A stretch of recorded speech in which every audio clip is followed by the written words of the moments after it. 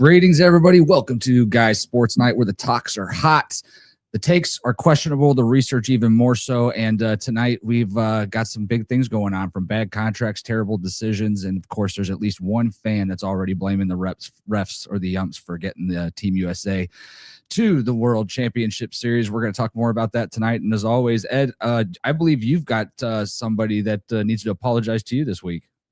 Yeah, I had some comments making the Michael Bisping story that I told. And by the way, I meant to say Rockhold, not Brockhold. Sorry for my mispronunciation of the gentleman's last name. Everybody gets a little excited now and then. Gets a little excited. I got into it. You know, what can I say? I lost focus for a second. But if you think my story was incorrect, I got everything from Michael Bisping himself. He was retelling a story on Rogan. It was actually like 7 years ago, I think that was. It was a while back. It was a while back. It's been a while. Can you believe Rogan's been going on for like almost 18 years now? I saw he's at like 2,600 episodes. I know. Do you know that I don't think he got over 100,000 followers or subscribers up until like 2014 or 15 or something like that. Like he was big, but not big at the same time. So we appreciate you guys tuning in tonight. So please do us a favor and like and subscribe to the show. Tonight, we're going to be talking all kinds of things sports. Like I said, we're going to be talking about the World Baseball Classic championship games tonight. It's going to probably break live right about the time that this ends. And if we go into it a little bit, maybe we'll pull that up. But if this game is anything like the quarterfinals and semifinals matchups, it's going to be interesting. And then we're going to talk a little bit about Dallas Drive getting their first win at for the Pro Cheer League this last weekend in Anaheim, California. We're going to talk some Cleveland Browns to open up the show tonight. But then, of course, it's March. What does that mean, Ed? It's March Madness. It's fucking March Madness. It's on, guys. I just want to say this right now. We talked a little bit about this earlier today. I am feeling like absolute dog shit. So if I don't have the energy, I apologize. But you text me after I said to you, hey, I'm not feeling too good. I'm under the weather. You go, you just better have the energy for the Guys Night podcast. Actually, I said, couldn't reschedule. Couldn't maybe think about it. I get in my car. I drive in the snow 45 minutes to get here. Hold on a second. Actually, I did not say that you better feel better or anything like that. You better have the energy. I actually said, great, now you'll have all day to do research and be prepared. This is true. So anyhow, we're live. If you guys are tuning in after the live event, make sure that you click that like and subscribe button so that you can get notified next time we do go live, and you can join in on the show, comment, talk about how terrible our takes are, but how awesome our wit is. And I just want to thank the comments out there that talked about, you know, I got some love this weekend. They said you were good looking. We've had enough. They actually said there's just not enough podcast hosts out there with salt and pepper beards, backwards ball caps, reasonably athletic. So I just want to say, you know what? You're right. There needs to be more of us out there. Did we just get stereotyped? Yeah. I feel offended.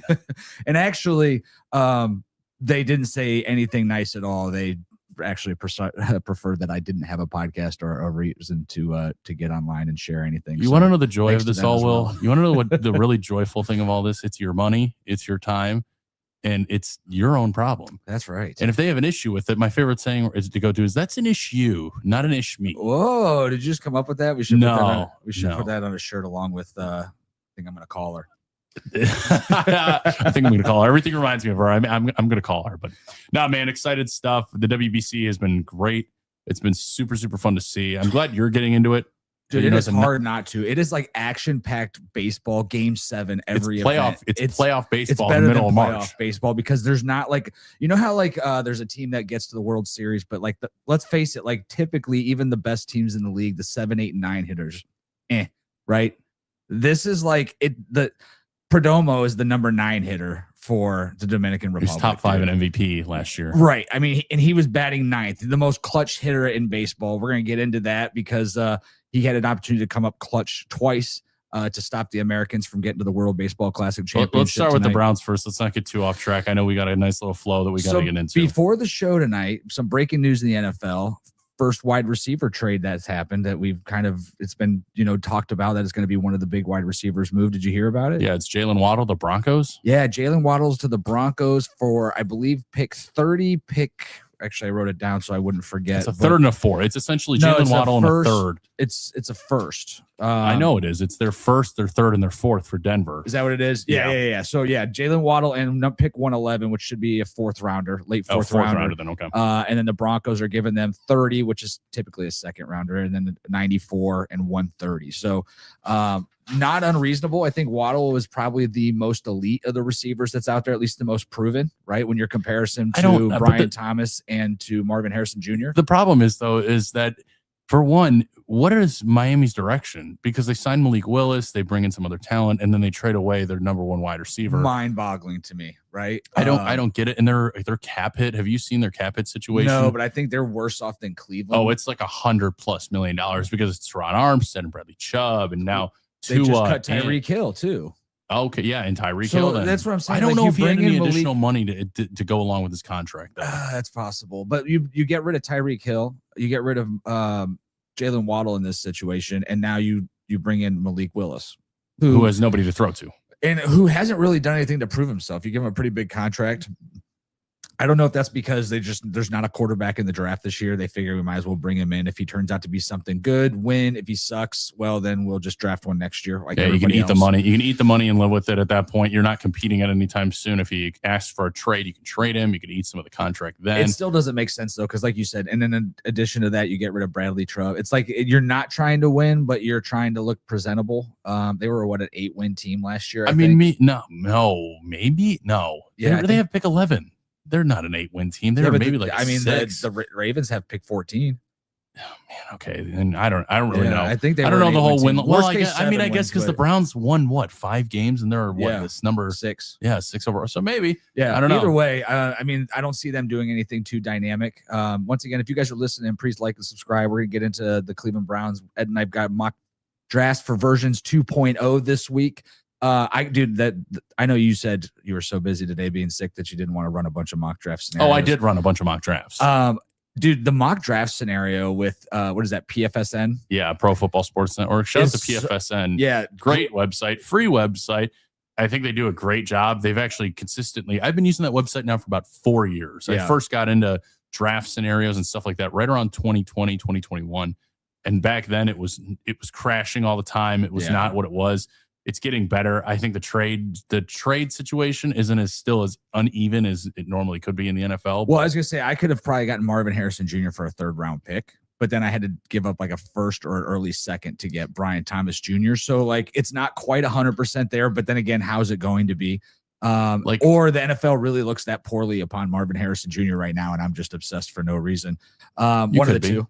But I like the fact that it allows you to include players. I like the fact that you have like 4 or 5 options on how you want to draft too. I don't know if you saw that or not, but you have like the PFSN version, their ranking, PFFs, ESPNs. Right. So you can kind of play with some. I went with consensus only because I was like, oh, that just means there's more guys like out there actually looking for their team who they want or whatever. So I just ran with what PFSN always does, what they talk about. They have a better idea than probably a lot of other people. So, well, you know what? Here's the thing. I don't know if anybody has a clue because I ran probably 8 or 9 mock drafts today. It gets addicting, doesn't it? It does because, well, I was more interested in the way that it fell differently. I mean, there was 2 or 3 times Arvell Reese fell to me at 6, which I don't think anybody thinks he's getting past 3. There was a point where both wide receivers, Tyson and Tate, were both taken inside the top 5. Didn't think that would be a thing. There was times that the safety from Ohio State, Caleb Downs, would get taken at number 2, and it was just very intriguing. And then there would be times where the Jets would try to offer me like 3 first-round picks to trade back up into to get 6 after taking Arvell Reese and stuff like that. Yeah. So I played with quite a few different scenarios. Needless to say, I definitely fixed the wide receiver problem for the Cleveland Browns in our mock draft scenario. So I'm gonna get started with my mock draft. Those again, thanks so much for tuning in. It looks like I got a couple there. Please hit the like and subscribe button. We'd appreciate it. We're Will and Ed. We're out of Medina, Ohio, Northeast Ohio, but we talk all sports, not just Cleveland. We're gonna get into the WBC a little bit later. We're gonna get into the Pro Cheer League a little bit later. And then we're going to get into the March Madness brackets as well as I have to say, I don't mean to cut you off here. I have to say, for the person that made fun of us for the diversity. We sure are talking about a lot of diversity here. You know what? We like to be diverse, right? I mean, that's kind of our MO nowadays. All right, so I'm going to get off with my mock draft for the Cleveland Browns. You're going to see a lot of stuff up here that's going to seem crazy. So right off the rip, 6 came up, and New Orleans calls me and says, hey, we want you 6th pick. We'll trade you number 8 and number 42. I thought Caleb Downs would still be there at 8, and guess what? He was. They needed to come up and get their running back. I went ahead and took Caleb Downs with the 8th pick. Number 24, when a pick came around to me, I really didn't like anything that was there. A couple of the tackles that I thought would be there were off the board. So I went ahead and dialed up Arizona, who was willing to give me actually a 5th in return. I probably could have got more back, honestly. But either way, I think it's going to take a first-round pick to get Marvin Harrison Jr. over here from Arizona, 6'4" stud wide receiver out of Ohio State. Had some ups and downs with Arizona. I don't think they're really going anywhere, and I think he can definitely do some good for us. What do you think? What is your obsession with Caleb Downs? I just don't understand. I don't understand. Available. The defense is getting older. The offense is being built from scratch.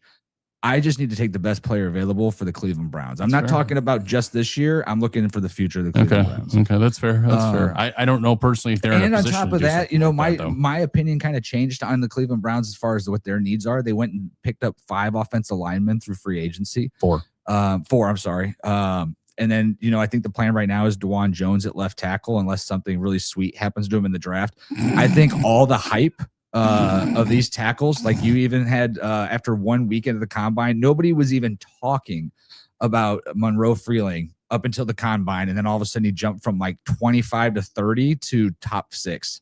I think it's all smoke. I don't think he's going to get drafted inside the top 15.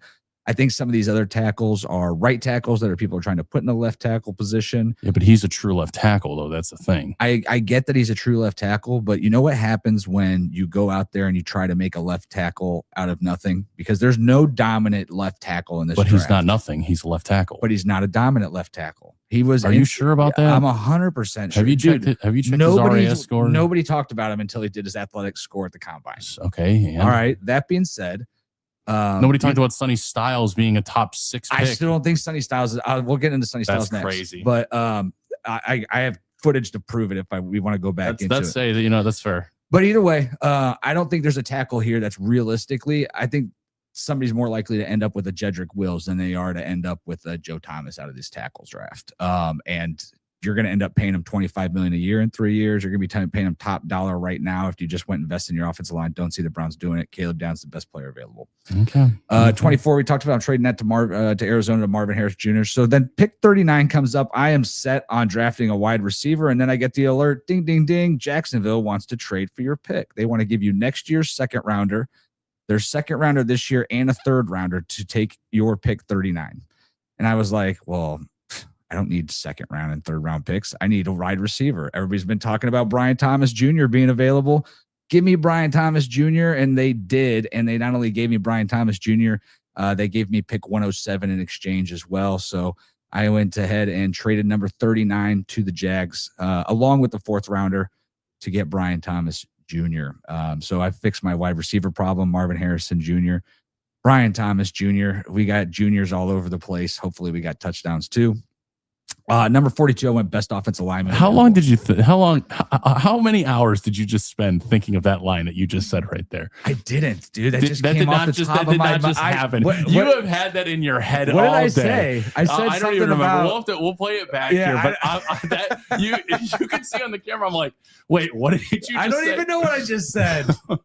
Like, comment, subscribe. You thought it was a great line. I think I said we got 2 juniors. I don't know. We got juniors all over the field. Let's hope we have some touchdowns that will go with it. I don't know. All right, number 42, the beast guard from Oregon, Manuel Pregnon. Pregnon. Yeah. Dude's an athletic freak. Could end up being a right tackle at some point in time. He's got long arms, very athletic. What was his measurements? I didn't even see. I don't know. I think he's 6'5", 345 with like 36-inch arms. Fuck. If I had to guess. Huge. Like the dude's just like crazy huge. Played guard his whole career. I think this is the guy that actually came from USC, if I'm not mistaken, played tackle at USC. But look, we need an offensive lineman. We need some guys that are going to rotate in there, whether it becomes a guard or a tackle. We have to take a couple of shots. So I picked him up at number 42. Looks like I picked 42 twice based off of my thing there. All right, so end of the second round was coming up. I didn't have another pick. I traded 70 to Seattle to pick up Zachariah Branch at the last pick of the second round. Yes, I have Marvin Harrison Jr. Yes, I have Brian Thomas Jr., but Zachariah Branch can return punts, kickoffs, be a slot receiver, kind of do it all kind of guy that I can throw in there in a couple of different ways. I hate every one of our wide receivers, as you can see. So this is my 3 starting lineup. This is my 3 receiver starting lineup right here. You're just wiping the board clean of everybody. I don't mind Isaiah Bond. Isaiah Bond isn't bad. I think he could be something. He'll be a deep threat that catches the ball once in a while. You know who he reminds me of? Who's that wide receiver out of Miami that we had that had a great rookie year before like getting all kinds of caught up in drugs and everything else? It's like 5'11". He's here Baker's first year. Baker caught him deep on like 3 touchdowns. Oh man. Then he took we had to release him because he kept driving drunk or something like that. Oh man. Callaway? Is it Callaway? Antonio Callaway. Was that what it was? Nah, man. Something it was like that. It wasn't Corey Coleman either. I'm trying to No. This guy was anyhow. Man, I'm gonna look at it actually. And then we did 4 rounds. I told Ed to do 4 rounds. So my 4th round pick, 107, Max Clare, tight end at Ohio State. Catch the ball. It was a transfer to Ohio State, which I think he had like 980 yards pass receiving over the How in the world did you pull that? How in the world did you think of that? What? It was Antonio Callaway. Yeah. He was in the 2018 out of the University of Florida. Because I know ball, Ed. I guess so. I know ball. I guess you do. That was a magical pull right there. Yeah, I had some help though. I don't know where Callaway came from, but I pulled that one out of the thin air, and then you helped me with the Antonio. But so this is my mock draft 2.0 for the Cleveland Browns. I mean, honestly, when you look at that, Ed, what grade would you give that? If the Cleveland Browns pulled off that haul, how upset would you be? I mean, I wouldn't. Yeah, I'd probably give that an A+. Honestly, I mean, I don't agree with the Caleb Downs pick right then and there, honestly. But again, for everything else surrounding him, I agree. I mean, Manuel Pregnon is 100% in my mock as well. I love Max Clare. I think he's a great backup tight end for what Fannin can be. Fannin can play both the slot and he can play on that. Claire's got a little bit more size to him though, because run blocker to a degree. He's only an inch taller. No, I mean more like the meat on this bones. Oh, okay. I think he's like more of a traditionally built tight end. Yeah. No, and I like it. I like Brian Thomas. I think he's being shopped 100%. I don't know if Jacksonville is willing to give them an interleague rival another weapon, but I don't. I mean, we gave them Travis Hunter.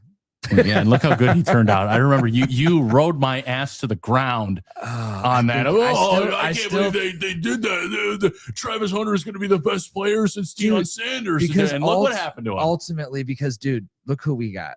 Mason Graham. And he's awesome. He's there. He's awesome. He had like 2.5 sacks. I thought he was going to be a little bit of a more of a pass because he had 2.5 sacks. But that's not what a D tackle is, dude. That's why you have edge rushers. I get that, but then when Malik Collins went down, our run game suffered drastically. I will give you that. Yes. So I was a little disappointed in him, but it is what it is. I mean, it's a mock draft. He's the best defensive tackle, the best defensive lineman in that draft class last year. The best. I agree. 100%. I think so. All right, go to my mock. All right, Ed's mock draft. What do we got here, Ed? I pretty much kept it. Honestly, I kind of kept it a little bit more similar to kind of what you had here. Although I'm still a big Monroe Freeland guy. Look, he's a big 6'7" athlete. He did some great numbers testing at the combine. I'm 100% taking him here because you have to build that 1 weak spot. Look, we just went from 5 viewers to 0 when Ed said have Monroe Freeland. That's tough. You hate to see it. That doesn't make me wrong, actually. So when they announce his name in April, I'm going to look at you and go, ha ha, Will, I told you. Look, you don't have a left tackle. I'm sorry, but DeJuan Jones, I can't stay healthy and is inconsistent. Same with Elton Jenkins, which is why I made the pick of Chase Besantis right there. Tevin Jenkins was a rotational backup last year. And Titus Howard, he can play both guard and tackle. So he has some versatility there. But again, you still have your left side extremely exposed and completely wide open. Yeah. So I went with the 2 best offensive linemen right there. You got to build the trenches. I want to rebuild this whole offensive line from the ground up. I went with Josiah Trotter there as well. I think he's a great athlete coming out of Missouri. I like it. Obviously, he's got Trotter's name synonymous with football, right? I think linebacker at the Eagles at one point. his father. I don't know if they're related. Yeah, definitely are. They are? Yeah, for sure related to both the Trotters that played in the NFL. Well, then we have Jake Trotter, who's the Browns not media related guy. I know, not related. Not related, not redacted. Honestly, if Jacob Rodriguez, he's linebacker out of Texas Jacob Tech. Rodriguez, so he was there in a couple of my mocks. I actually thought about taking him, but he's 6'1", 230, Bro, dude. You have to watch the tape. Forget his size. He is a machine. Yeah. Did you like Carson Schlesinger last year? Yeah. You like how aggressive he is? Yeah, but Carson Schlesinger has size behind him too. He's like 6'3", 250, I think. I promise you, you have to keep watching Jacob Rodriguez. I'll watch him, but 30 pounds on, and we're gonna get into that, dude, because I think when you talk about athletes, we talked about Sonny Styles. I think people are putting way too much weight into some combine statistics and speed. And plays being made at the college level. And I'll show you what I mean by that later. So at 24, I had Omar Cooper Jr. I love him. He's wide receiver. I can tell you draft him twice in both mock drafts. You had Omar. I mean, if he's there. Your first two picks are actually identical in both your mock drafts. And because I'm still sticking with the plan. You need to address your offense. You need to address the wide receiver room and rebuild that. Get your number one. You need to continue to rebuild that offensive line. You think Omar Cooper is going to be a number one, though? I think he has the ability to 100%. What about the fact that he played kind of weak? I mean, obviously the Indiana's in the Big Ten. He had a great quarterback, or at least, we think. Indiana, other than Ohio State and Miami there towards the end, like during the regular season, did he really have the competition that would make him a number one receiver? I don't know. It makes me nervous. I don't know. Just maybe because he's associated with Indiana. There's a lot of Indiana players getting some fucking like kudos that I think has a lot to do with Mendoza. It's rightfully deserved, though. That wide receiver room was awesome with Charlie Becker, Elijah Surratt, and Omar Cooper Jr. Yeah, Surratt's probably going to drop to like a 4th or 5th rounder, but I don't know if it was Cooper or Surratt that had a couple of big drops during the that final championship game. That can be cleaned up, though. That's, I very much Jerry Jeudy, if that can be cleaned up. Well, Jerry Jeudy did put a 1,000-yard season finally together at some point. If you have anybody else to throw the football to. Still put 1,000 yards together for you here, okay? So then I went, well, you messed up. I get 70. that. Okay, and then you had 70. It was Josiah. Yeah, I know, but I was looking at. I was looking at it twice. Yep. And then I had Michael Trigg. Both went tight end. Yeah, again, you need that backup spot because Harold Fannin, can play both the wide receiver and the tight end position. You're going to run 12 personnel pretty heavily. I want a good blocking tight end, somebody that can also go out and catch good passes as well. Trigg's got good size, good athleticism. I also would have also taken here. Klein from the University of Michigan. Yeah, I don't know how to say his first, or I don't know his first name, but he's a good guy. He's a good player, I should say. He's going to drop a little bit later into the draft. There's a couple other tight ends I would keep my eye out for. Max Clare, obviously being one of them, being a homer like Ohio State. I think he's got good ability to do pass blocking, run blocking, catching balls. So overall, I think we're kind of on the same page here. I kept it as realistic as possible because there's the hardest thing that me and you can do is factor in the variability. Sure. I mean, just a couple years ago, you had Michael Penix, you had, JJ McCarthy. Those guys got drafted in what, the top 10? No, 12. Like top 15, 16 picks. Well, there was all 5. 15, it was like 5 quarterbacks that went right in that draft class right there, and all of them moved up. Like there's going to be teams that are going to move up, move down, so on and so forth. I can't account for that. Sure. I'm just going to go straight off of honestly what is in front of me right now and what do I have to work with. Yeah, I think, one of the things that I did, like I told you, like during these mock drafts, I love how they like incorporate like the computer offering you trades, right? Because I don't think they're fair either, to be honest. Well, I think they try to do a good job, but they're not going to be perfect in any stretch. But what I did like about it was the idea that that's going to happen on draft day, right? You're going to get these calls. Are you willing to trade down to 8? Are you willing to trade down to 11 or whatever? And so like when I looked into those trades, it's interesting when you look at that and then you mock it out and you see who's going to be available. Like, when you trade with the Jets for 16 and 33 for number 6, like who's available at 16 and 33? You could be stuck with no land. Like the wide receiver from USC might not be there. He might be there. In a lot of drafts at 17, Monroe Feeling is there. In fact, almost every draft that I did, he got mocked to the Lions at 17, which was interesting because last week I talked about trading Denzel to the Lions for 17. He would, that's an option. So yeah, it's definitely possible. He's already up on number 14 on PFF PFSN's board. Yeah, and he's going to move around. It's going to go back and forth, etc. I like that those trades are in there. That means to me, like when they talk about trades, like Andrew Berry at the combine talking with about Jacksonville or talking with Arizona about trades for the receiver. I feel like in the back of your mind, you have that trade kind of preliminary. You know what? Depending on what's happens, I might be interested in trading you 24 in this or 39 in this or whatever. And then you wait and see who falls to you at the board, or you look at who's on the board at 19 and is it worth getting rid of 39 to move up 5 slots and get your 24 and move up from 24 to 19. Like you look at who's available at 19 is the guy that you really like there that you didn't expect to be. Yeah. So all that stuff's taken in consideration. If you're at 6, what is the package that you're looking for? And let's say so. We talked about this before. It depends on where I'm going. Let's say Tampa Bay calls you at 15 because they want to move up and get Styles. Yeah, it's absolutely got to be a first for next year. I think you're not going to get much more than that. First round picks for next year are super valuable. We talked about the quarterback class that's involved in that group, and it has to be the right player, right time, right everything in order for the stars to kind of align in that situation. Yeah, and then I think the Jets were more. They'd probably trade you to right now for not a whole lot, just because they seem to content on picking up 2027 first rounders to make sure that they have. Honestly, they're going to end up with the best quarterback and the best wide receiver in that draft one way or another.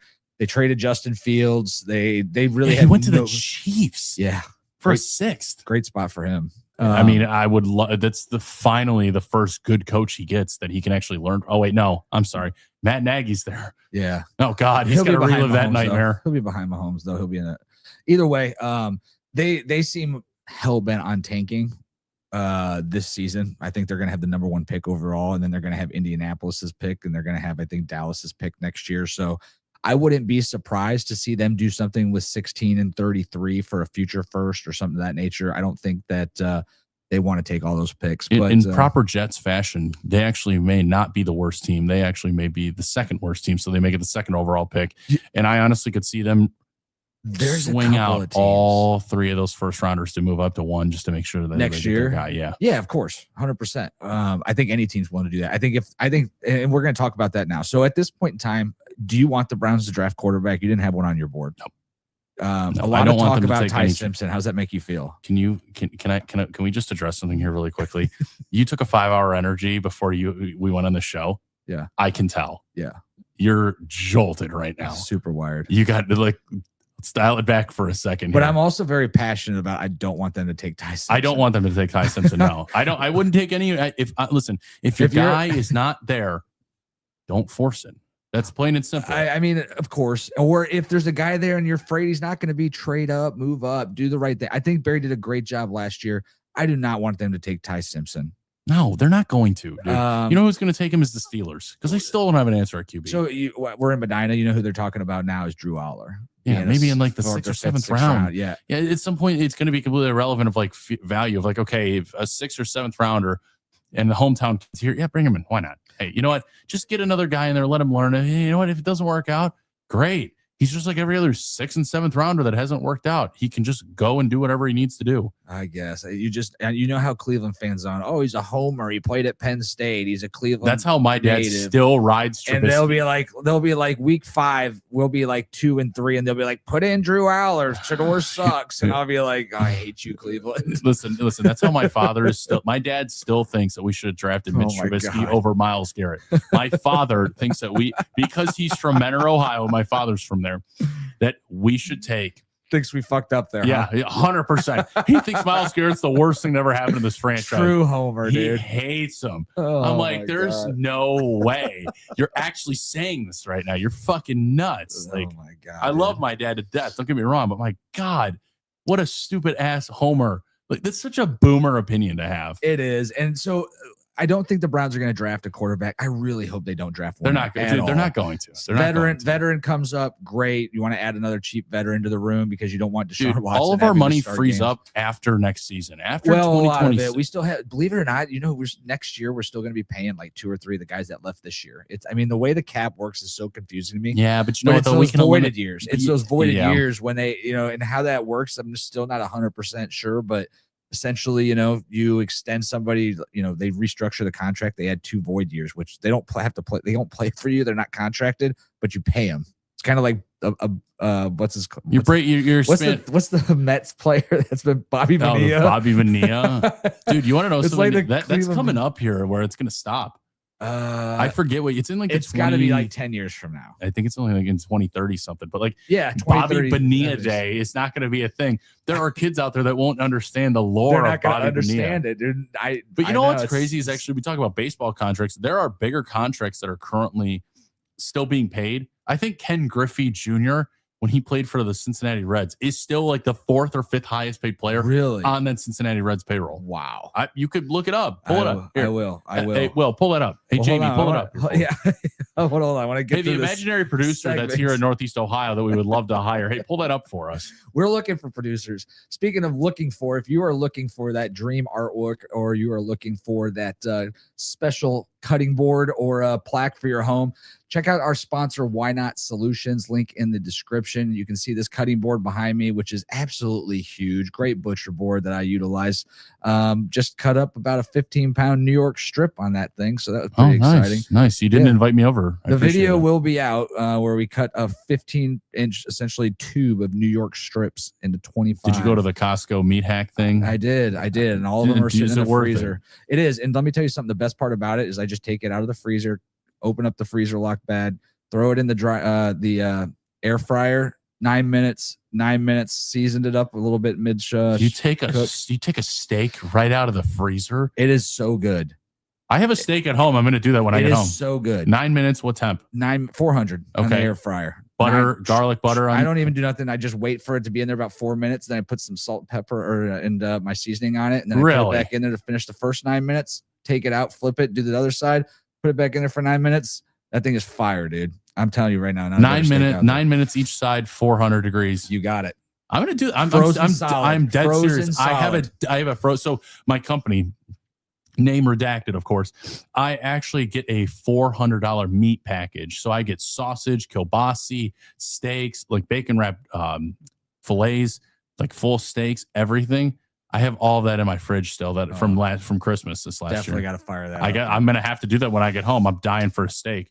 All right, let's finish this Brown segment up. So Shedeur Sanders is going to be our quarterback this year. Have they the way they attacked free agency and the offensive lines? I mean, like we said, they had 4 new signings. I mean, you gave the kids some kind of stability. I mean, Elton Jenkins is a very, injuries aside, he was a very reliable Pro Bowl guard or Pro Bowl center. And he can play everywhere. I don't think anybody understands that he could play left to right. Yeah. Full left tackle to right tackle side. Titus Howard. I think that I don't like the extension the more that I'm looking at it, but it's an overpay, and I'm fine with it just for the protection side of things. I don't even know if it's an overpay, dude. These guys are getting such big. I mean, we just saw the cap is going to go down statistically over time. So you know what? It's fine then. Right. I still love Tevin Jenkins. I was a big fan of his out of college. I loved him. I think he's a beast.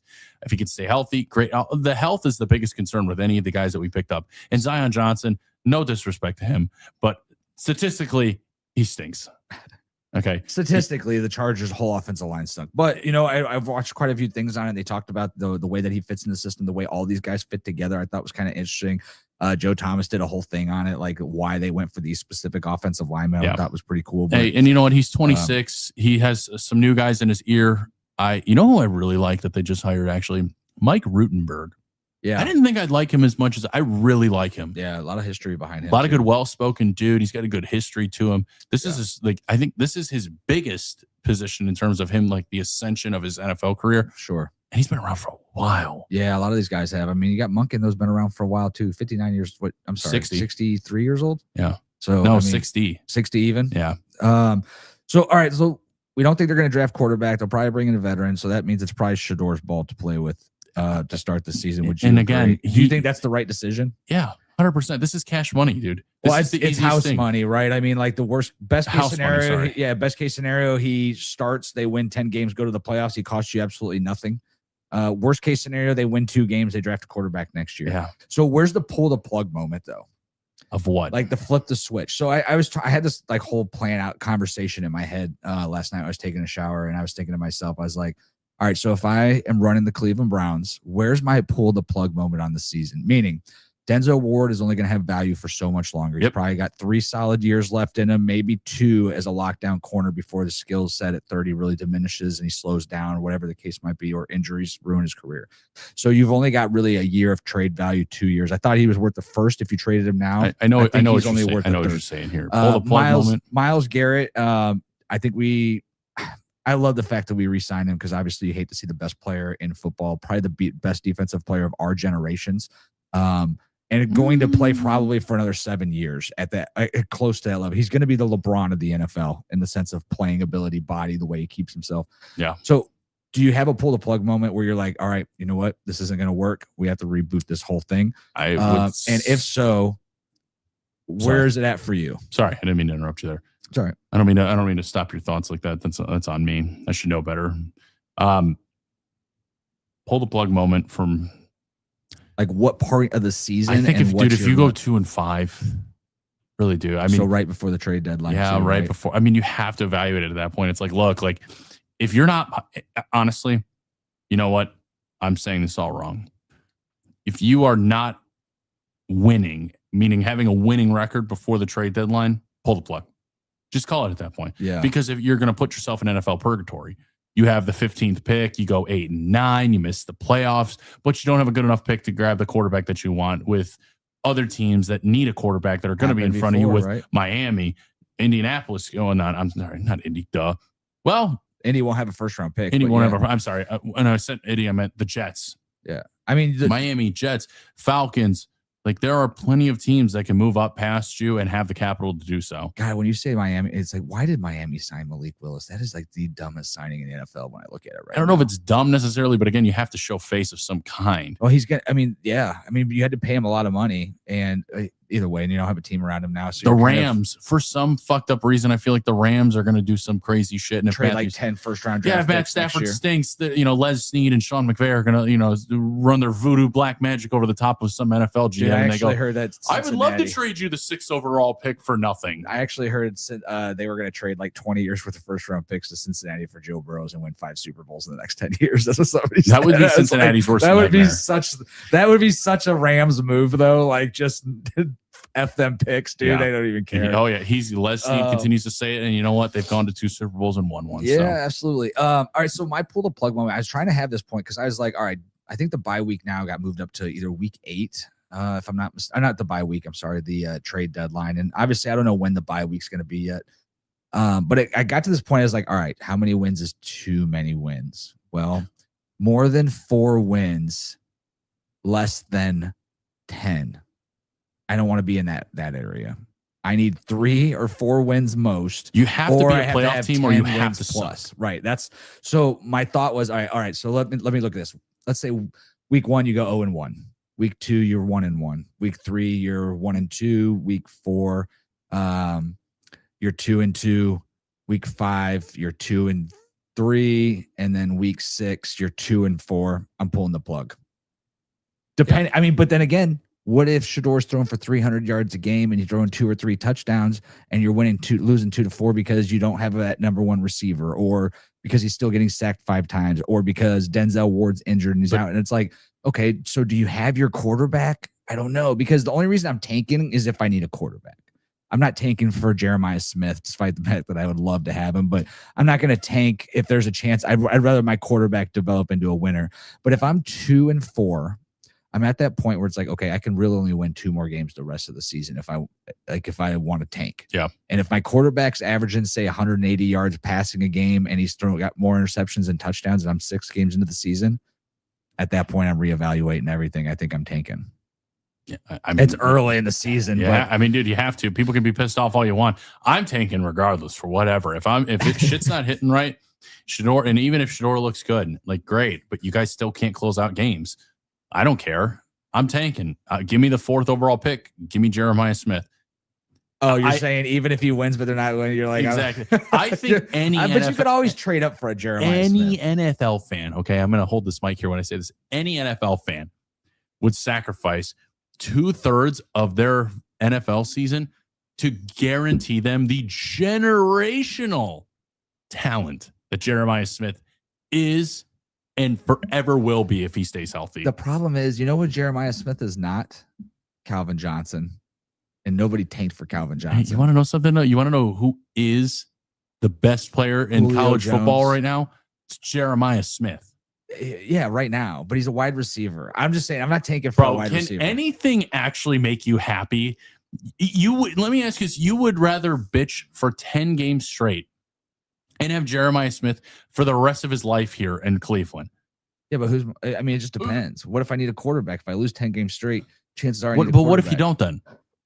That's tough. How am I going to lose 10 games and justify Shedeur the quarterback of the future? I don't know. I can't. Okay, well then that's the beautiful thing. But hey, if we were 2-6 and I pull the plug, I could trade Myles Garrett, pick up a couple of late first-round picks over the next 3 years. He'd go to the Rams probably. Yeah, and eat $50 million of a cap hit every single year. Not really 2 years, but either way, you're going to hit it anyway. At that point, if you're tanking, you were the one who wanted to trade him before the season started. And I know, and I'm calling you out for the bullshit, the hypocrisy that you bitched at me for. Yeah, it is what it is. All right. We got to move on. Let's move on from the Cleveland Browns. Let's get into the World Baseball Classic, dude. So we talked about it before. Tonight's championship game, Team USA taking on Team Venezuela, which it was almost Team Italy. I would have liked to see USA versus Italy. That would have been fun. Every Italian American would have been so torn. Do you know Roman Anthony could have played for Team Italy somehow? I'm not sure what happened there, but all but 2 players on Team Italy actually United States born.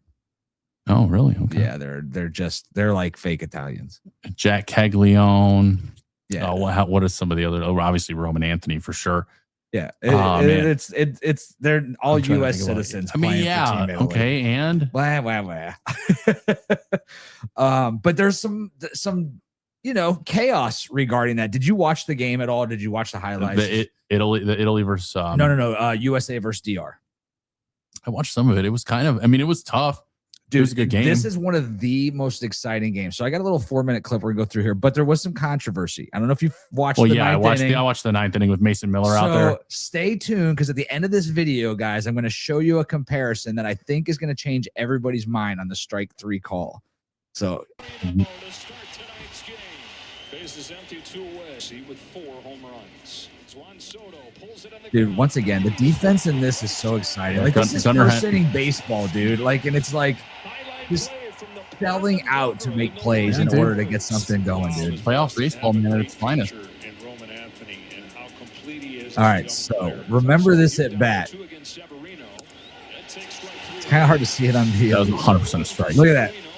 Did you see that? Was that still 100% a strike? All right. I'm glad you feel that way. Well, you do realize I played catcher. So did I. But I played it on the baseball field, not in the bedroom. I still didn't. Fucking asshole. Oh, man. So, oh, man. Okay, pause this really quickly. I want to point this out to you right now. So the kid that just hit the home run here. Tell me a little bit about this, because I saw Junior Caminero. Yeah. So Junior Caminero was originally signed by the Cleveland Indians at the time in like 2018 or 19. Okay. He then gets traded for a minor league pitcher from Tampa Bay to us. So we receive the AA pitcher. They get this unsigned, this just unproven, undersized kid. Right. Within 2 years, he's the #1 prospect in all of baseball. Wow. And that pitcher is no longer with the Guardians. Of course not. Yeah. But you know what? The Guardians win way more trades than they lose. Yeah. But I did see that a lot of people saying this is worse than Deshaun Watson trade. Yeah. This is going to be really bad for the Guardians. Which, again, they traded 1 inning of Corey Kluber to the Texas Rangers for Emmanuel Clase. And I think, honestly, that trade has paid off in handsome amounts. Yeah. The Sabathia trade worked out for us. Paid off handsomely. Exactly. No pun intended. No pun intended. No pun intended. Of course. Yeah, there's been so many great trades that the Indians have done, or the Guardians, Indians, whatever the hell you want to call them. Yeah, definitely. Have done, and this is one of the worst things the baseball gods ever let happen. It's awful. But this was an awesome game. So, Bryce Harper here drives a single in, and he doesn't. He was 3 for 21 in the WBC leading up to this game. God, really? Yeah. It doesn't feel like it. But the judge did not come through early. It's funny because I can't remember the pitcher's name here. It'll probably show it a little bit for for the DR, but it was been in the major league, Severino. Yeah, been in the major leagues for like 11 years. Yeah. And they talked about like he had more strikeouts per inning in WBC than he has in regular baseball in like 5 years. Yeah. Luis Severino's a dog. This right here was a huge play. Dude, there was just gigantic. So many big plays. Look at that gun, dude, from Judge. Do you realize how big he is? Look at that. I mean, he's got to be 6'6", 6'7". He's 6'8", I think. He's literally LeBron. Dude, that's insane. Gunnar Henderson. Gone. Ding dong. Hepatitis. See you later. It's funny because obviously we're showing some highlights from the USA win here, and I mean at this point it's 1-1, and I feel like I've already went through like I've already watched the whole game. I've watched like 8 games worth of highlights. So they finally have to take out Severino and Roman Anthony. Soto. Yep, does what Roman Anthony's been doing. Ding dong, gone forever. Aaron Hernandez. He is just crushing it. But it's funny. I want you to watch. You see where this guy is at the wall, the outfielder right here. Oh, he's not going to show too. But you saw where the outfielder was, right? He was at the wall, even though he had no shot at getting that, right? And then this is the one that got robbed shortly after it. Once again, at the wall. Oh, Julio. If you watch the Japan game, they had like 3 balls hit to the wall from Venezuela. Yeah. They play the odds. Like they are literally 20 feet from the wall, like at the correct angle to catch it off the bounce and make the throw. They do not at all go after. This was a great play by freaking Witt Jr., of course. I mean, that just saved them huge. Yeah. That was like the 5th inning, 1 out, 2 on. It was a heartstring tugger, man. Like my heart was beating a lot of the time that this game was going on. That right there was the play of the game. Oh yeah. If they could have, he probably would have made it home. I didn't show the review on it, but on this hit, he goes back because this goes about 3 feet, 4 feet over a Bobby Witt Jr., right? And obviously Witt's been playing out of his fucking mind this whole tournament. Yeah. So he literally starts to take 2 steps back, the runner on second. Yeah. And then he goes, and then obviously he's not going to know that it's a terrible throw coming in. But like if he would have been going immediately on that and this throw came in that bad, that would have changed the game because it would have been a tie game. This would have been seen probably extra innings at that point. Oh, jeez.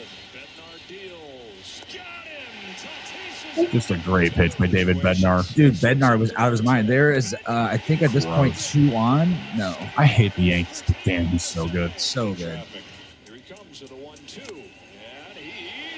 All right, so do you see that? I want you to remember, this is Soto. This is when Soto gets called out. 100% a strike, in my opinion. That thing drops. I would have to see it again. I would have to see it cut through the zone. So there's the thing. You want to say cut through the zone, but at the same point in time, you know, these guys don't have necessarily that option to do that on every pitch. Dude, that's sad. That's Manny Machado right there. That's a veteran of the game, and he just swung at nothing. Chase Miller was the Mason. I'm sorry. Faced 11 batters, struck out 9 of them leading up to this inning. Dude, he's nasty. He's the best closer in the MLB. So he comes out, puts a man on right off the rip. Boom. Wild pitch. Tie run at second. 1 out, I believe. His slider did not look good. His fastball was really the only thing working for him at that point. All right. I mean, this is like the fact that all these games turn into be this. 2 outs, tying run at third base. Got a solid hitter, clutch hitter. And here it comes. What just happened there? What a long at bat. Like, just think of the just think everybody in this stadium, sweaty palms. Like, it was 100% a ball. I can't say that. So that's 4 feet outside of the zone, at the bottom of the zone. What? So hold on. This is all 3 pitches. I want you to look on the left. Look where the catcher's knee is on the ground. Look where the ball is on the thigh. Mm-hmm. Look at the right. That is literally the same pitch. Same pitch. Difference is Roman Anthony on the left. Everybody forgot about it because it was in, I think, the 2nd inning.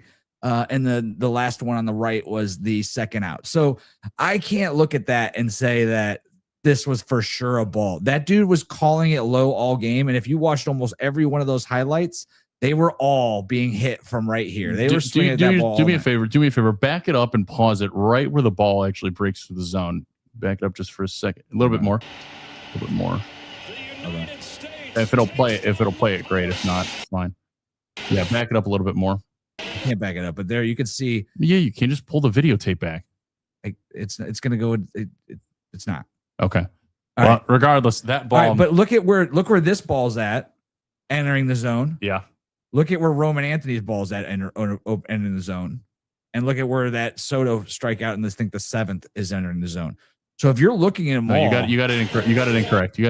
Perdomo's in the middle, Soto's at the far right, Roman Anthony's on the left. Yeah.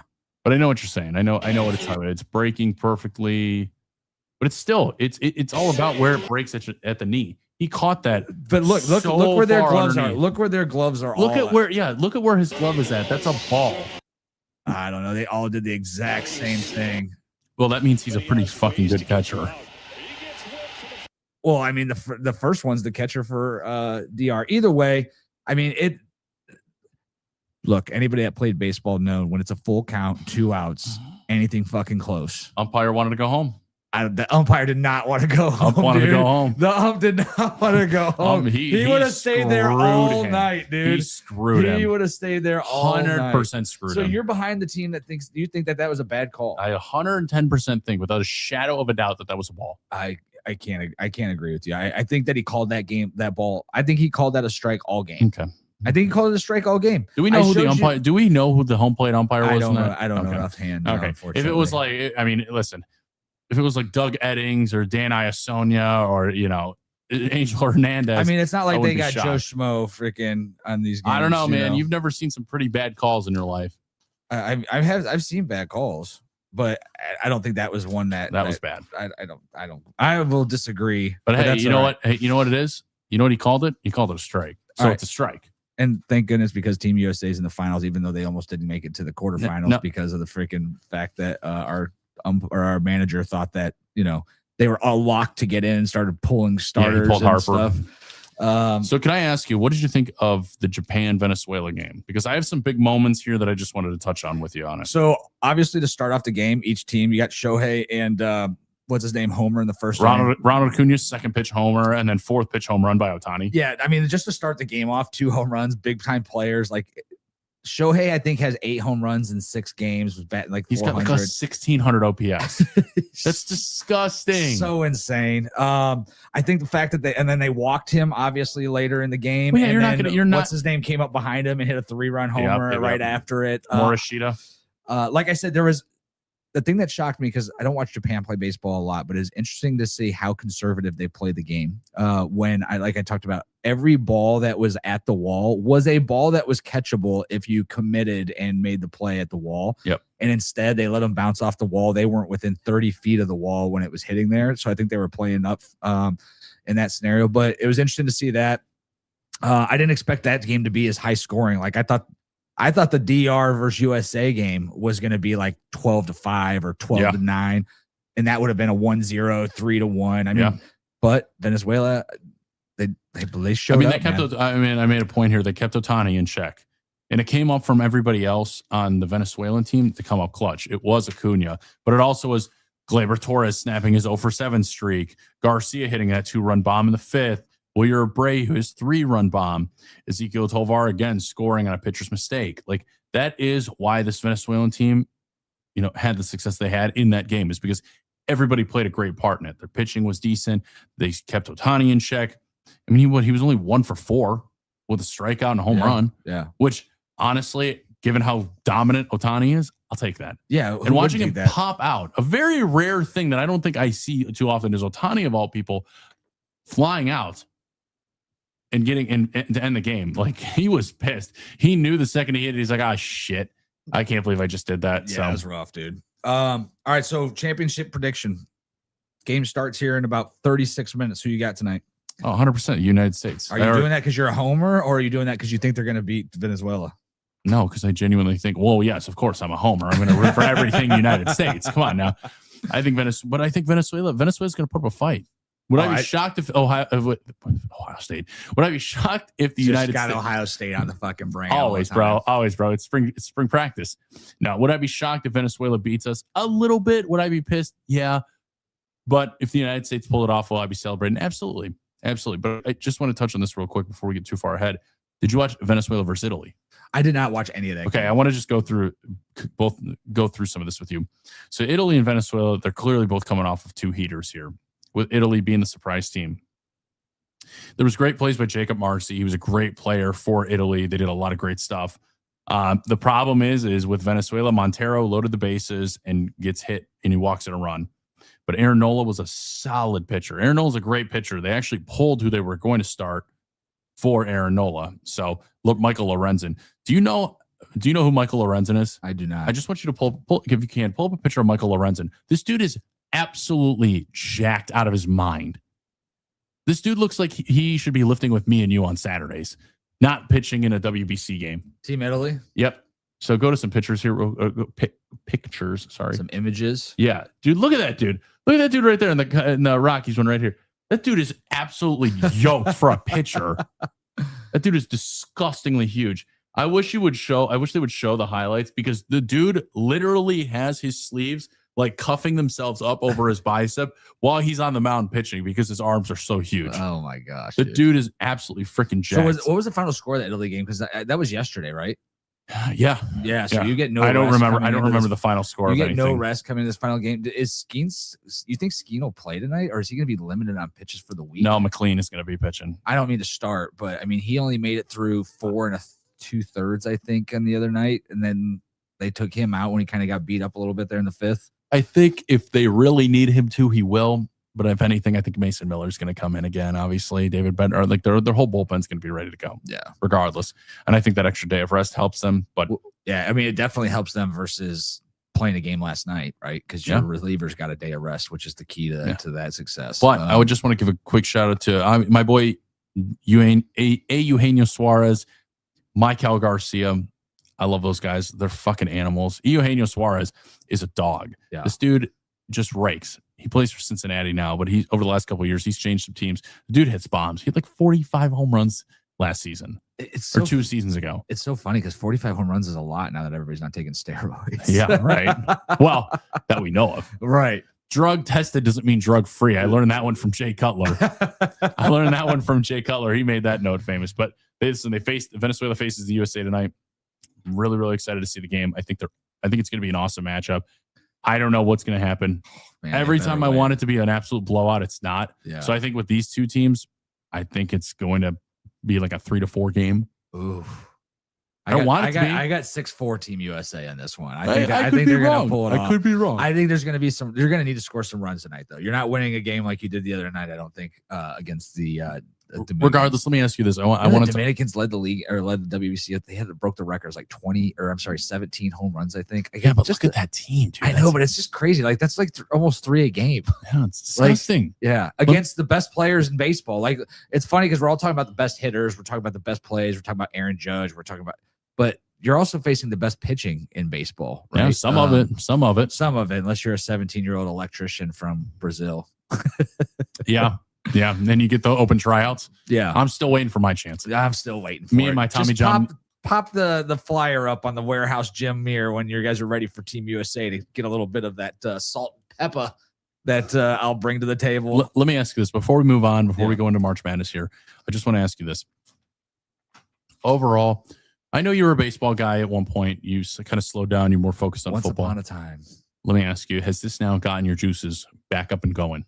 It won't bring me into regular season baseball. Okay, but regular season baseball is just so hard to get in because it's hard to consider a game like the 30th game of the season relevant in any stretch. Oh, dude, every game counts. You know that. Come on. I mean, it does, but at the same point in time, like I respect these guys that go out there and play 182 games because like when you're 30 games into the season, like it doesn't matter if you're 20 games below 500 or 20 games above 500, anything could change in the next 100. Yeah, but you know what? Nothing beats the baseball field, dude. Now, you want excitement. I mean, the Guards last year coming back from 15 games down against Detroit to make the playoffs. But then to immediately lose and just kind of fucking fart on that. That's kind of what they want to have happen every year. I mean, it's what it seems like. All right, we got to get into March Madness. It kicked off today with the opening rounds. I'm not sure who won the first game. I think. Can we actually pull that up here because the first 4 is going to be pretty impactful. Well, the other one's not until tonight.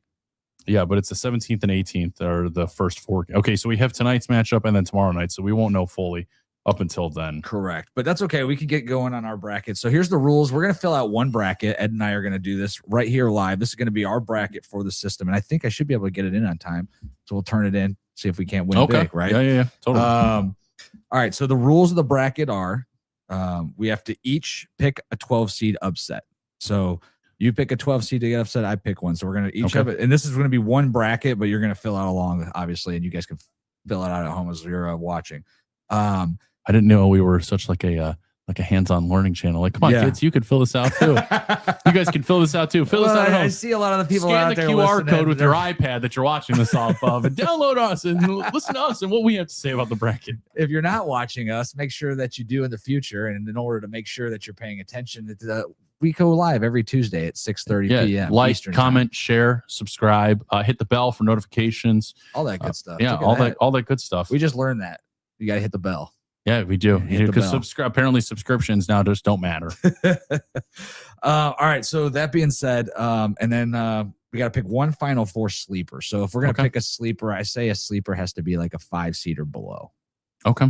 And then one team that we both think is, or we don't have to pick this one, but one team that we think is going to is overrated in this. So I just want to be very cautious with this. Now, are me and you just going game by game and then just filling it out there? Yeah, we're gonna go game by game because you do realize this may take us an hour and a half to do. It's not gonna take us an hour and a half. We're rapid firing this. All right, so Duke versus Siena. Duke. Okay.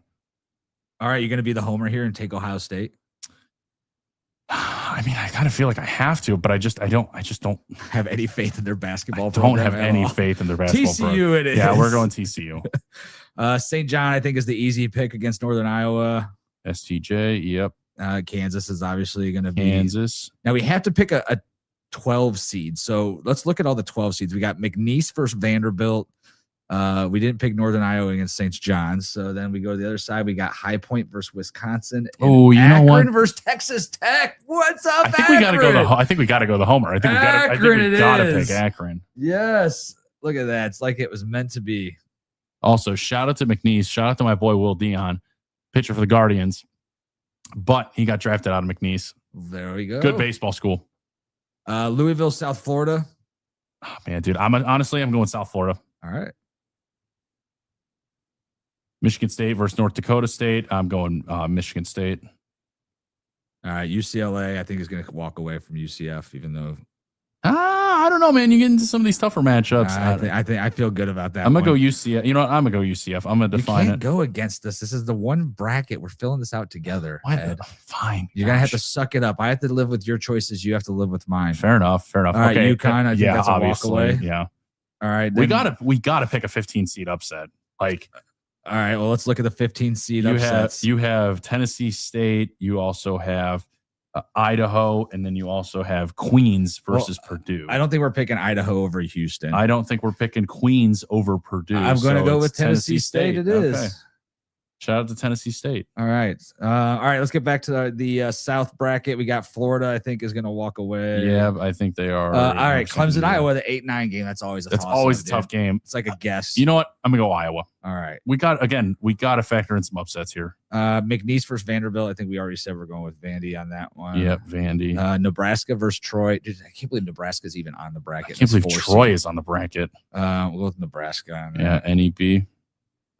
North Carolina VCU. Dude, that's gonna be an awesome game. I'm actually really excited about that. If I didn't love North Carolina, I would pick VCU, honestly. Now, Illinois versus Penn. I got to tell you about this though. I watched Penn versus Yale the other last day. Night, right? TJ Power. If you don't know this kid, you got to look this kid up. All right. He got 44 points. I just want to read you his stat line from the game that he beat number 1 Yale at. Okay. Number 1 Yale. Number 1 Yale in their conference. They were number 1. Gotcha. Okay. Now, this kid, TJ Penn, is a dog because he dropped 45 points on Yale. He went 14 for 26 from the field, 7 for 14 from 3, and 9 for 9 from 3 from the free throw line. Damn. Okay. He's a dog. What's his season look like? Is he gonna be able to do that again against? Listen, he got hot at the perfect time. Really? He beat the conference champion. I mean, Fine. he beat the number one. We're gonna call Penn to upset Illinois. We're calling it Penn right now. I don't see that one happening, but I'll ride with it. St. Mary's, dude. Sister Jean can't not. Oh no, I'm sorry. That's Loyola. That's Loyola Chicago. That's Loyola Chicago. My bad. But we could still go with St. Mary's on that versus Texas A&M. I don't know though, man. All right, fine. I'll go St. Mary's. All right, Houston walk. All right, Houston's easily walking. We'll just go to the Sweet 16. We'll go Houston again. Yep, I think Houston. North Carolina versus Penn. North Carolina. Yeah, I don't. No question. Vandy versus Nebraska. I'm going Vandy, dude. I think Vandy's the pick on that one. Okay, that's fine. That's a name pick. I just don't think. I mean, Nebraska playing basketball. Honestly, now let's say it. Fuck it. Let's go Idaho. Let's go Iowa. Let's say they beat Florida. Wow. We got to pick an upset at some point, man. All right, UConn, UCLA. UConn's not losing. Yeah, MSU, South Florida. You pick South Florida to upset Fuck Louisville. it. Let's go South Florida. Oh my gosh, this bracket is going to be junk. Brother, nobody picks the upset. Watch it. You're going to watch in the first live fill out of a full 100% back bracket. If you're not paying attention, you should. And we are writing this in pen, by the way, so Bill Gates can give us that $100 million for sure. All right, St. John's versus Kansas. Kansas is walking that one down. Duke. I got to tell you, I'm going to pick Duke, but I think Duke gets upset by Kansas if they make it that far. I am not 100% confident in Duke, but we can. Why? Since Krzyzewski's gone? Yeah, it's just they're still the number one seed, right? I know. I'm just saying. I'm not saying they're not going to. Whoa, man. What? Just saying. I'm just saying. All right, let's get to the other side. Arizona. Yeah, 100%. AZ. Utah State, Villanova. Fuck it. Let's go Utah State. Whoa. Why not? This is the season of upsets. Why not do it? All right. Wisconsin, Wisco for the win. Shout out Frank Kaminsky and God, I would love to see Hawaii fucking take out. No Arkansas, way. No, Darius Acuff for Arkansas. That's not happening. No. BYU, Texas. What is that? Texas? What? That's Northern Christian Academy. No, it is. It's Texas and NC State, I think. NCST. Oh, are they playing tonight? I don't know. Well, it doesn't matter. Not going to see either. No, it's for the west side of things. It's NC State. So it's NC State versus Texas that play each other for the 11th seed. Yeah, so you just got to pick BYU on this one. Okay. Gonzaga, Tennessee. No, Gonzaga versus Kennesaw State. I'm going Kennesaw State. Get the fuck out of here. Bro, we got to go with an upset. No, here. that's not one you fucking pick. You don't pick against Gonzaga, dude. Brother. You want to pick another upset? So pick actually, Missouri I have some fun facts for you to read here. Hold on. I'm sorry. So do you want to know actually the most upset team? Yes. In the bracket.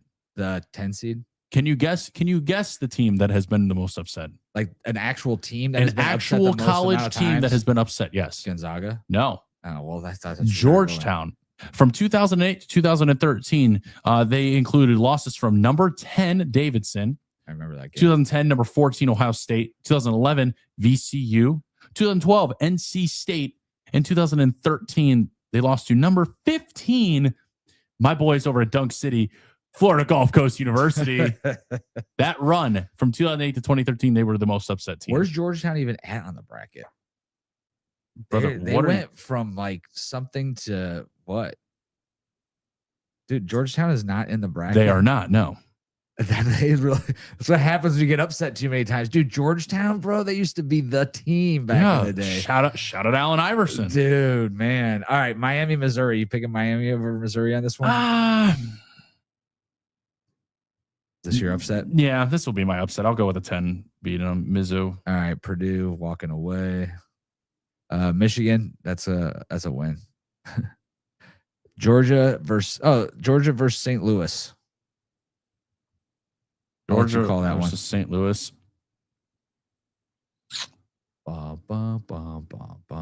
Let's go Georgia. Why not? All right. And then we got Alabama versus Hofstra.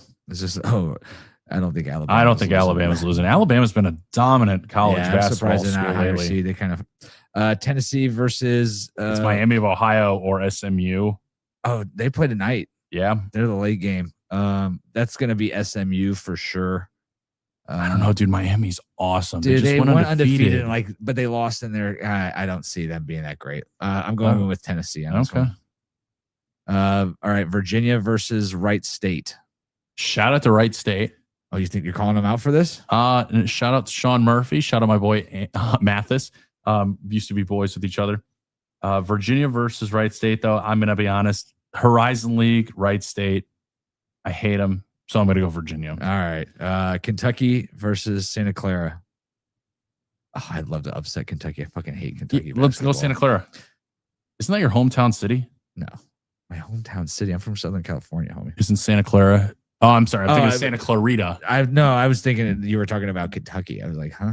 No. All right. Sweet 16 at the top in the West. Let's go Arizona, I presume, over Utah State. Yep. Moving down, Wisconsin, Arkansas. Call it. Arkansas. Ooh. All right, and then I'm going with BYU versus Gonzaga. I'm going with Gonzaga. Wow, that's a shock. I think Gonzaga's I think they're gonna move on.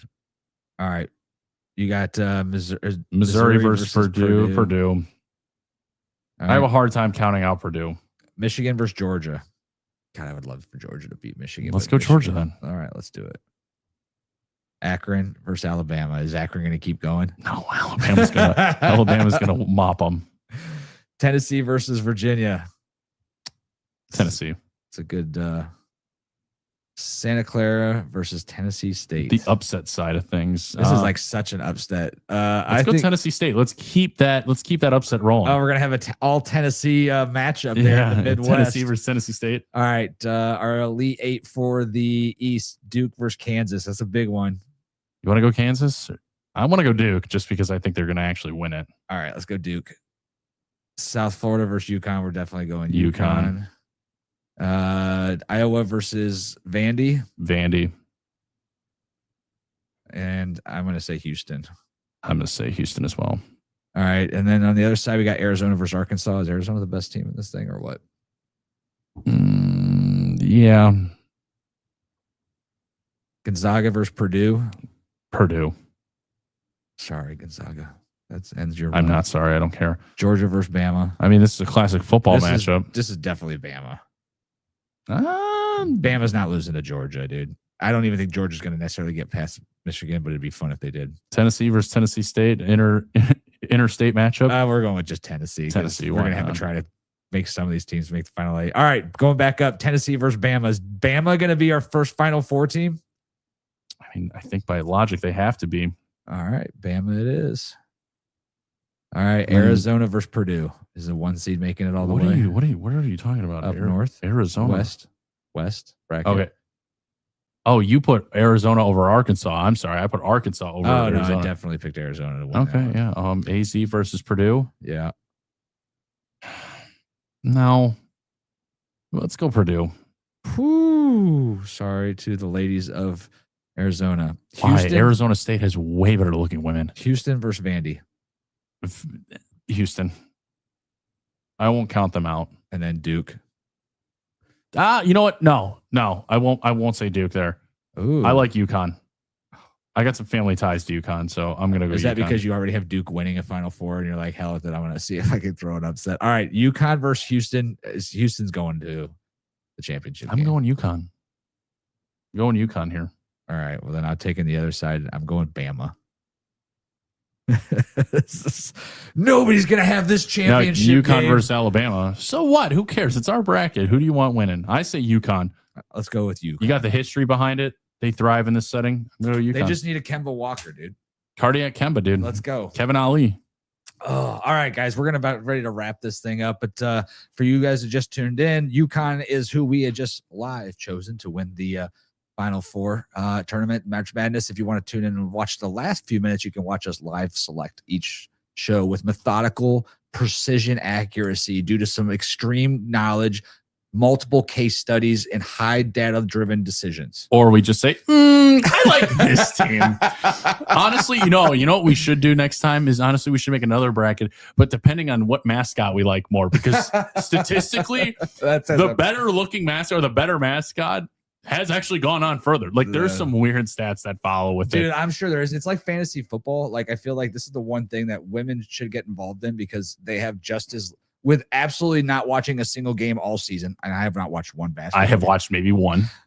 They have just as much chance of winning a bracket tournament than as us. Anybody else. Yeah, as us. And we do this. Oh yeah. Well, do you want to tell the viewers it's our 10th episode anniversary? It is our 10th episode. Happy 10th episode edition to you, Ed. God, I hope we don't make it to 100. It's been a long time coming. Stand your Just think stupid we've ass spent opinions. 10 weeks with each other. I have spent 15 hours with you at some point. At least, maybe closer to 20. We've known each other for what, 5 years now? Yeah. And now you actually have probably been here closer to like 24 because you stay and eat my food and my snacks. Hey, your wife lets me eat your snacks and your food. And you literally go, I'm like, hey, Will, can I have this? And you go, sure, why not? I don't care. I don't care, dude. All right, guys. So obviously you guys know that we've talked quite a bit about the Pro Cheer League. They had their fourth matchup this week. And for those of you who have not watched it, you should absolutely watch it. They're on Ion they have 2 more matches left. They'll be in Tennessee next week in Nashville on the 28th or 27th on a Friday night. And then they have 1 more match after that, I believe, in Florida during what they call the World Nationals. It's like the cheerleading competition mecca of all scholastic and competitive cheer teams. But the Pro Cheer League, this is their 4th matchup. The previous 3 have all been won by the Miami Metal, led by their Michael Jordan and the kind of face of the league, Gabby Butler. And the last couple of matches have gotten pretty close, and they've run a different scoring system. So they have a match champion every week. They have a voter champion each week. Miami's still 3-0 in the was 3-0 in the voting championship, and they've won the first 3 matches. Dallas Drive has been sneaking up on them. There's been some controversy regarding the Atlanta Air and some being disqualified in a match earlier. I believe there was actually a big controversy in week 3 where the winner should have actually been Dallas Drive, or it would have changed the matchup if not for a bad decision by the umps or referee, I believe. We'll have to reach out to Lark on that. I meant to follow up with them and I didn't have a chance to, but so they were actually awarded the $15,000 prize money despite not actually winning. But this week, Ed, they ended up pulling the upset. They got the first non-Miami win. This puts them 2 points behind the championship in the championship race because each match from here on out is actually worth double the points. So I got a couple of highlights. There's just some things that Dallas Drive do well, and despite the name Drive, they spend most of their time in the air.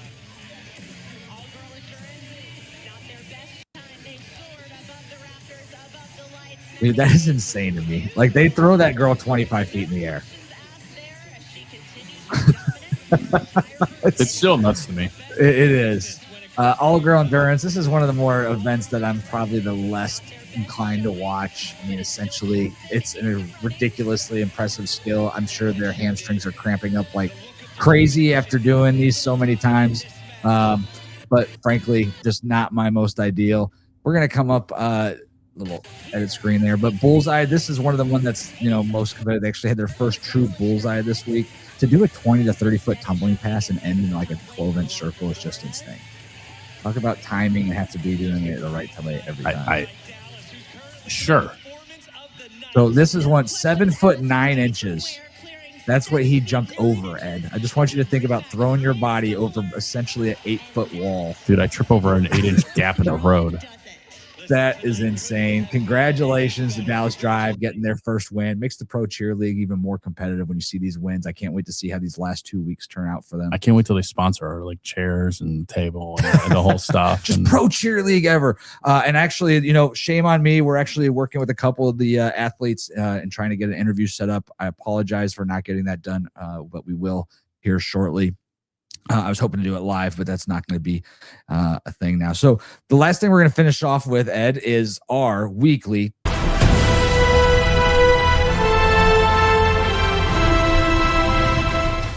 You take so much pride.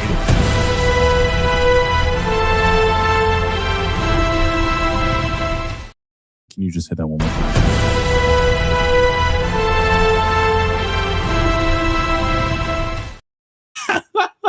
Yes. All right. So what's the top 5 this week? Well, all right. So the top 5 this week was motivational speeches. Ed and I both gave our top 5. I went ahead and compiled some data. Beep, beep, beep, beep, boop, boop. Basically, I put it in a chat GPT and I said, hey, look, if I was a man and I was trying to be motivated in life between these 10 top 5 speeches, which 5 would you come out with?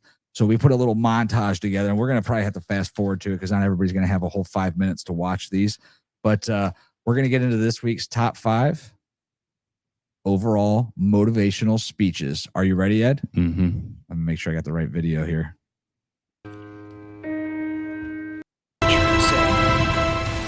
I said, well, what am I going to say? He said, you're going to say good. Number 5, good by Jocko, dude. He said, that's what you always say. When something is wrong and going bad, you always just look at me and say good. You know, it's interesting when people talk about motivation. And I said, well, yeah. They When say, like you need to hide things are energy, going you need to get in bad, people's faces. There's going to be some I think the thing I like about this that's going to come is from that it's a, didn't it's a get mental, the new high-speed it's a gear we mental wanted. mentality in the sense Good. of how you look at Didn't things, get right? One of the things that I always did well and thrive in the chaos. More time to get better. To me, if there's something to solve, that mission gets me got canceled? mission. Good. We can focus on those. Your purpose. Didn't get funded. Yeah, and didn't get the job you wanted.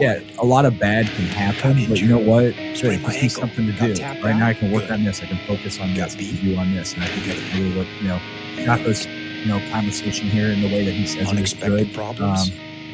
Good. Good. We have the Take a opportunity look at everything. to figure out a Gives you solution. the opportunity to find a solution, and there's nothing That's it. more When things are going bad, powerful than finding a don't get solution all to something. bummed out. Satisfaction. Don't get startled. Don't get frustrated. If you can say the word good, guess what? It means you're still alive. Number 4, Braveheart, Freedom. This is such a good movie. Dude, this is What a great actor. Against that? No! We will run! And we will live. Hey. Die. Fight and you may die. Run and you'll live. At least a while. I'm dying in your beds many years from now. Would you be willing to trade all the days from this day to that for one chance? chills. Just one chance to come back It really here is one of the and best tell our speeches. enemies that they may take our lives, but they'll never William take Washington. I have not. And the time Never comes been for you outside to of be country. your own man. Number and 3, take on the Rocky world Balboa. that you Of did. course. But somewhere Dude. along the line, you changed. You stopped being you. Conversation. You let people stick a finger in your face and tell you you're no good. And when things got hard, you started looking for something to blame, like a big shadow. Let me tell you something you already know. The world ain't all sunshine and rainbows. It's a very mean and nasty place, and I don't care how tough you are, it will beat you to your knees and keep you there permanently if you let it. You, me, or nobody is gonna hit as hard as life. But it ain't about how hard you hit. It's about how hard you can get hit and keep moving forward. How much you can take and keep moving forward. That's how winning is done. Now, if you know what you're worth, now go out and get what you're worth. But you gotta be willing to take the hits and not pointing fingers saying you ain't where you wanna be because of him or her or anybody. Number 2, Cowards Eric do that, and Thomas. that ain't you. How He bad? told the guru, I want to be on the same level you are. And so the guru said, if you want to be on the same level Eric Thomas, I'm on, I actually read I'll his meet book. you tomorrow Yeah. at the Yeah, beach. it's I actually have it upstairs. I mean, he's just a fantastic motivational speaker, and he wanted to always be a motivational speaker. He put the work in to do it. I Yeah. mean, if you listen to his story about how many events he do that, there were like 8 people there, 12 people there. He talked to a class. His idea was that the more times he practiced it, the better he would get. So that's It's what a he- law of numbers at that point. Yeah, of course. No different than the law of numbers of us. The more positive episodes that we do, the better we get at it, and the more people like and subscribe. So if you're listening right now, make sure you go ahead and hit one of those 2 buttons so that you can get notified next time we go live, and you can get part of the aspects. Right now, we're going through the guys' night top 5 motivational speeches. We're on number 2, Eric Thomas. Said, come on out a little further. Came out a little further. It was right at his mouth. My man, like, I'm about to go back in here. This God is mine. So the old man said, I thought you said you wanted to be successful. He said, I do. People He say said, when I "Go worked a little out." further." Yeah. He came, Like, dropped his when I was hand in, in, held him 9th, down, 10th grade. holding You know, down. when I was My man kind of putting this kept final stretching, touch on holding this him today, and I just He video, I had was him like, held man, you know what? down. Like, Just I used to before listen my to man this was stuff about to every pass morning out, instead of he like raised scrolling him up. Facebook or Instagram or He said, I got a like, question or for you. whatever. He told the guy, He's 40 he days said, clean with when no you want to social media. succeed Congratulations. as bad as you It's want to win, it's a drug. then you'll be It successful. is. I don't miss it as much as I thought. I don't know how many of y'all got asthma in here today, but if you ever had an asthma attack before, you short of breath, SOB, shortness of breath, you wheezing. The only thing you trying to do is get some air. You don't care about no basketball game. Dude, I kind of want to go out and like just lift some weights now. I feel like shit. I'm just being sick all day, but damn. The only thing you care about. Oh yeah, I understand you got a goal for yourself too. That's it. Yeah. I try to lose about 35 pounds in the next 12 weeks. And number one, top 5 guys, sports night motivational speeches. Any given Sunday, life. You find out life's this game of inches. So is football. Because in either game, life or football, the margin for error is so small. I mean, 1/2 a step too late or too early, and you don't quite make it. 1/2 second too slow, too fast, you don't quite catch it. The inches we need are everywhere around us. Hell yeah. They're in every break of the game, every minute, every second. On this team, we fight for that inch. On this team, we tear ourselves and everyone else around us to pieces for that inch. Claw with our fingernails for that inch. I will actually Because we know when we add up all those inches, that's gonna make the fucking difference between winning and losing. Between living and dying. Anytime I watch him, I'll tell you this, in any fight, Scarface.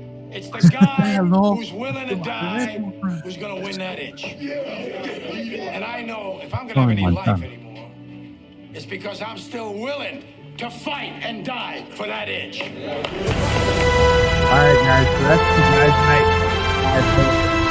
night. It's a task for us to try and put something together for you. Each week, we're going to have our top 5. If you think that we missed something, or if there's a top 5 motivational speech you think should be on the list, make sure you add it to it. We had a couple of honorable mentions. And for my hardworking salespeople out there, I know where I came from. I still do it today.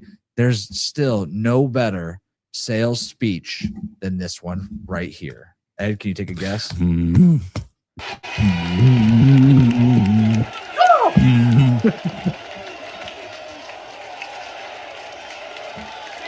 tell you something. There is no nobility in poverty. I have been a rich man and I have been a poor man, and I choose rich every fucking time. Because at least as a rich man, I have to face my problems. I show up in the back of a limo wearing a $2,000 suit and a $40,000 gold fucking watch. Fat boys, duke it out. Hit him. Hit him. Fuck off of me. Now, if anyone here thinks I'm superficial or materialistic, go get a job at fucking McDonald's, because that's where you fucking belong. 100% true. But before you depart this room full of winners, I want you to take a good look at the person next to you. Go on. Because sometime in the not-so-distant future, you're pulling up to a red light and you beat up old fucking Pinot, and that person's going to be pulling up right alongside you in their brand new Porsche with their beautiful wife by their side who's got big voluptuous tits. And who are you going to be sitting next to? Some disgusting wildebeest with 3 days of razor stubble and a sleeveless muumuu crammed in next to you and a carload full of groceries from the fucking Price Club. That's who you're going to be sitting next to. So you listen to me and you listen well. Are you behind on your credit card bills? Good. Pick up the phone and start dialing. Is your landlord ready to evict you? Good. Pick up the phone and start dialing. Still so motivating. Dude, it's funny because I would play this part before a sales meeting at the dealership occasionally for the sales team. Yeah. You know, everybody laughed about it, but in the back of your head, you're like, true. Yeah. So, honorable mention for sure. Could have been on the top 5 list, but I left it off there. Dude, Wolf of Wall Street has like a 3-hour and 20-minute runtime, and every time it comes on, I watch the whole thing. It has the most F words ever said into a movie. And Jordan Belfort, you know, Jordan, is that like a real thing? Yeah, the most F words. It says the F word the most amount of times. You know, Jordan Belfort is actually in the movie. Yeah, he's actually presenting Leonardo DiCaprio as Jordan Belfort at the end of the movie. Yeah, that's Jordan Belfort. Yeah, he's making a comeback too. He started his own little the Wolf's Den. Training program, etc. I've seen it. I love Jordan. Everybody can hate him. He's an asshole and piece of shit. Yeah, great. So is every salesman. He took advantage of some dumb people. Dumb people get taken advantage of every day. Don't be dumb. Don't get taken advantage of. Like and subscribe. Make sure you hit the podcast. See ya. All right. So, guys, we're leaving on that note. It's 8:00. The World Baseball Classic Championship is about to get underway. Go root for Team USA. Let's go, man. We need to get this W. And Team USA, we're rooting for you. Those who tuned in, thank you so much. For those who like the show, subscribe. We really appreciate it. Good night, everybody. You can't just stop like that.